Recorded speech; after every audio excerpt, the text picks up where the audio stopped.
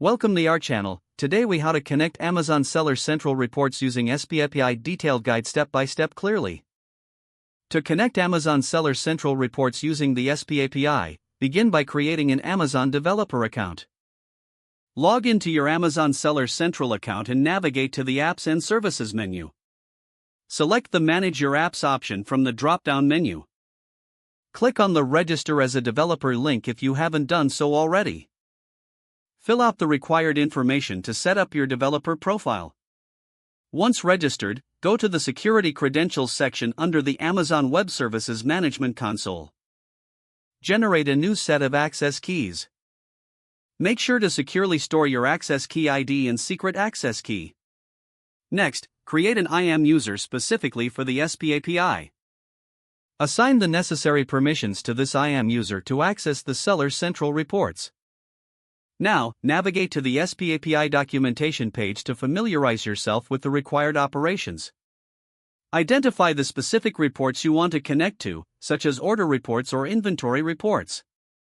Using your chosen programming language, set up your development environment with the necessary libraries for API calls. Start coding by establishing a connection to the SP API using the credentials you generated earlier. Authenticate your API requests using the security protocol specified in the SP API documentation. Make a request to the Reports API to create the report you wish to retrieve. Once the report is created, check the status of the report request using the appropriate API endpoint. When the report is ready, retrieve the report data by making another API call. Process the received data as needed for your application or analysis. Test the entire flow to ensure everything is working correctly. Finally, document the steps and any customizations you made for future reference. If the page does not load, refresh the browser or try again in a private or incognito window. Make sure you are using the correct email address, then retype it carefully to avoid small typos. If your password is not accepted, use the reset option and create a new strong password you can remember.